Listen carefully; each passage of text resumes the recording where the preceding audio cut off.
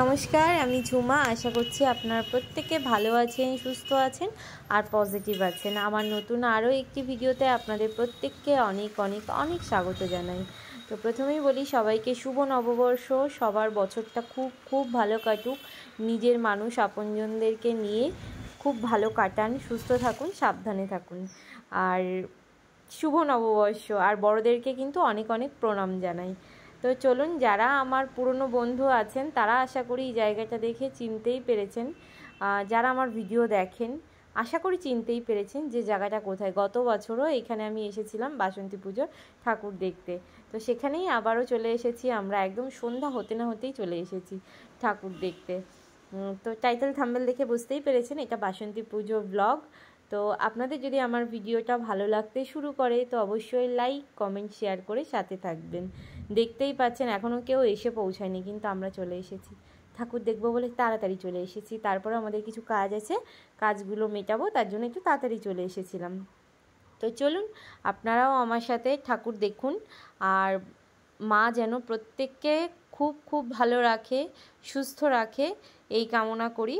আর চলুন সাথে থাকুন আর দেখতে থাকুন আমার ভিডিওটা।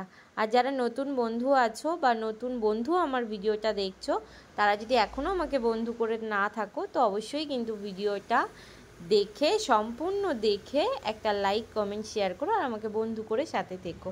আর হাম্বেল রিকোয়েস্ট, ভিডিও দেখে কমেন্টস করো, ভিডিও না দেখে কেউ কমেন্টস করো না। না দেখতে ইচ্ছা করলে নাই দেখতে পারো, কোনো সমস্যা নেই, কিন্তু ভিডিও না দেখে কেউ কমেন্টস করো না, কেমন?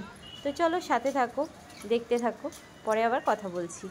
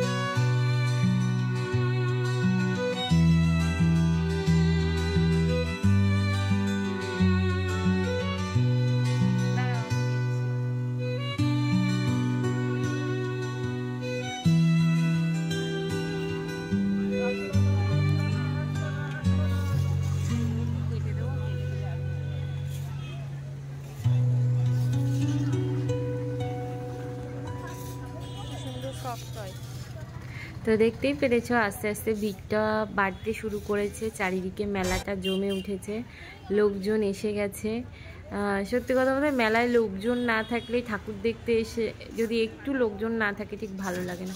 আমার তো পার্সোনালি ভালো লাগে না। অনেকে আছে ঠাকুর দেখতে যাব নিরিবিলিতে দেখবো চলে আসবো, সেটার কি কোনো মজা আছে বলো? কারা কারা আমার সাথে একমত গো? যদি একমত হয়ে থাকো তো অবশ্যই কিন্তু কমেন্ট করে জানাবে। অল্প করে নে। আমার একটু ঠাকুর দেখতে যাব, মেলাতে যাব, লোকজন থাকবে, একটু লাইন দেব। হ্যাঁ, বিশাল হয়ে গেলে সেটা একটু কষ্ট হয় ঠিকই, কিন্তু তবুও যেন আমার বেশ ভালোই লাগে একটু লোকজনের মধ্যে থাকা, সবাই আনন্দ করা, হুড়োহুড়ি করে, মানে একটা মজা এই জিনিসটা। তো যাই হোক, আমাদের ঠাকুর তো দেখা হয়ে গেল, এখানে মেলাতে অনেকক্ষণ থাকলাম। তারপর মেলায় এসছি, জিলিপি, বাদাম এগুলো না নিলে মেলা অসম্পূর্ণ। যতই দামি জিনিস খাও না কেন, এই জিনিসগুলো একটা অন্য রকমের মানে ব্যাপার থাকে। তো মায়ের জন্য একটু জিলিপি, বাদাম এইসব নেওয়া হচ্ছিলো আর কি বাড়ির জন্য। মা তো আসেনি, মা বলে আমি যাবো না, তোরা যা। তো মা আসেনি, তো আমরা এগুলো নিচ্ছিলাম। তো চলো এবার এখান থেকে আমরা যাব আর একটা ঠাকুর দেখতে। তো চলো তোমরাও চলো, তোমাদেরকেও আমি নিয়ে যাই, কেমন? আচ্ছা, তোমরা কি জানো এই বাসন্তী পুজো প্রথম কে শুরু করেছিলেন? প্রচলিত কথা এবং বিশ্বাস অনুযায়ী বলা হয় রাজা সুরত এবং সমাধি বৈশ্য ঋষি মেধসের আশ্রমে দেবী দুর্গাপুজো হয়েছিলেন, যা এখন বাসন্তী পুজো নামে পরিচিত।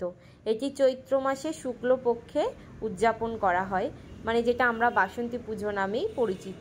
আচ্ছা, তোমাদের এই বিষয়টা কার কার জানা ছিল একটু জানিও অবশ্যই। আমি যতটুকু জানি তোমাদের সাথে শেয়ার করলাম, আর তোমাদের যদি জানা থাকে সেটাও কিন্তু অবশ্যই আমাকে জানিও। আরও কিছু জানা থাকলে অবশ্যই জানাবে আমাকে। আর চলো এবার ঠাকুর দেখা কমপ্লিট, আমাদের কাজবাজও কমপ্লিট মোটামুটি। তো এবার একটু খাওয়া দাওয়া করে নিই, খাওয়া দাওয়া করে আবার বাড়ির দিকে যেতে হবে।